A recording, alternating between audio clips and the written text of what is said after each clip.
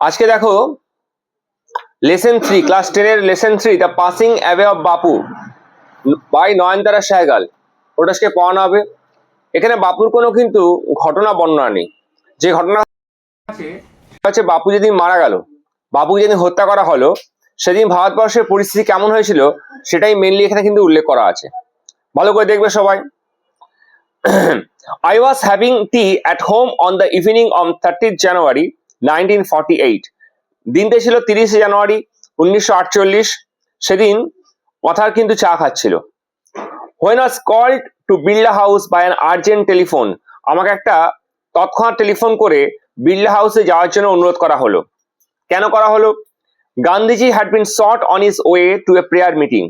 গান্ধীজি যখন প্রার্থনা স্থলে যাচ্ছিল তখন গান্ধীজিকে কেউ একটা গুলি করেছে। আই ওয়াজ নাম উইথ শক, আমি পুরো বেদনায় আমি স্তম্ভিত হয়ে গেলাম যে বাপু যিনি কিনা দেশ সেবা করেছেন তাকেও কেউ মারতে পারে। As I got into the car, আমি কারে উঠলাম যখন সেই মুহূর্তে। অ্যাট দ্য বিড়লা হাউসে গান্ধীজির রিলেটিভস অ্যান্ড ফলোয়ার্স, গান্ধীজি যারা আত্মীয় যারা অনুগামী, had gather round his body, তারা দেহের সামনে ভিড় করে আছে। তারাও মেনে উঠতে পারছে না যে কি ঘটনাটা ঘটে গেল। There are silence in the room, ঘরে একটা ভয়ানক নীরবতা। As Gandhiji breathed his last, যেখানে গান্ধীজি তার শেষ নিঃশ্বাস ত্যাগ করেছে। Words of Bapuji's death had spread through Delhi like a flame fanned by wind. বাপুজির মৃত্যুর খবরটা সারা দিল্লি জুড়ে এমনভাবে ছড়িয়ে পড়েছিল যেরকম কি বলতো, যেরকম আগুনে হাওয়া দিলে কি হয়, আগুন আরো 3 গুণ বেগে ছড়িয়ে যায়, ঠিক সেরকম ভাবে।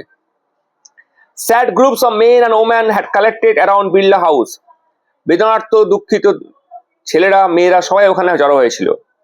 Out of every window one could see a brown blur of face, প্রত্যেকটা জানলার দিক দিয়ে আমরা দেখতে পাচ্ছিলাম বেদনার্থ মুখগুলো।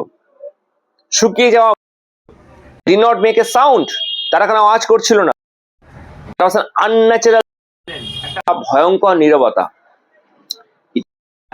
Time stood still for those few minutes, যেন কয়েকটা মুহূর্তের জন্য সময় থমকে গেছিল। তারা মেনে নিতে পারছিল না তার প্রিয় নেতা আর নেই। The people were too stunned to speak in the beginning, প্রথমে লোকেরা এতটাই স্তম্ভিত হয়েছে তারা বুঝতে পারছিল না যে কি হয়ে গেল হট করে। লেটার পরবর্তীকালে দে ক্ল্যামার্ড ওয়াইল্ডলি, তা চিৎকার শুরু করলো, শাউটিং অ্যান্ড ক্রাইং, কাঁদতে শুরু করলো। They jostled one another in a stampede to break into the house, তারা যেন ঘরে হুড় করে ঢোকার চেষ্টা করছিল সব বাধাকে অতিক্রম করে। দে কাম লিটল, তারা কিছু শান্ত হলো, মানে তারা ভেবেছিল হয়তো গান্ধীকে দেখতে পাবে না শেষবার, তারা কিছুটা শান্ত হলো। when it was announced that, যখন ঘোষণা করা হলো that they would be allowed to see Gandhiji, তারা প্রত্যেকে গান্ধীজি দেখতে পাবে before the funeral, শেষকৃত্যের আগে। when one is faced with the shock of loved one's death, one whimpered, একজন বলে উঠলো, দেখো তোমার যখন তারা খুব প্রিয় থাকে সে যদি হট করে কোনো কারণে মারা যায় তা তোমরা এরকম স্তম্ভিত হয়ে যাও, তোমরা মানে দিশারুদ্ধ হয়ে যাও, কি করবে, দিগরুদ্ধ হয়ে যাও, ঠিক তারাও হয়ে গেছিল। What will become of me now that he has left me? তাদের মনে একটাই প্রশ্ন, এখন আমাদের কি হবে, আমাদের কে পরিচালনা করবে, কার নেতৃত্বে আমরা পরিচালিত হব। This was surely the question uppermost in the minds of the mourning people. প্রত্যেকটা বেদনার্থ মানুষের মনে একটাই প্রশ্ন ছিল, তাদের কি হবে। They looked like lost children, তারা যেন হারিয়ে যাওয়া শিশু, মানে অনাথ শিশু হয়ে গেছিল।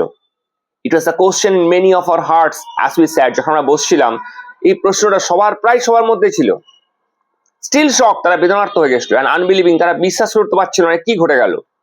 We listened to the broadcast, ঠিক সেই মুহূর্তে, তখন তো আর টিভি ছিল না, টিভিতে কোনো আমরা বার্তা শুনবো, ঠিক সে সময় একটা বেতার বার্তা ভেসে এলো, telling the people of India, লোকেদের উদ্দেশ্যে, that their Bapu was no more, তাদের প্রিয় নেতা যাকে সবাই বাপু বলে চিনে সে আর আমাদের মধ্যে নেই। বারবার বলছি শোনো না, এরকম কিরকম টাইপের প্রশ্ন এখান থেকে করবে।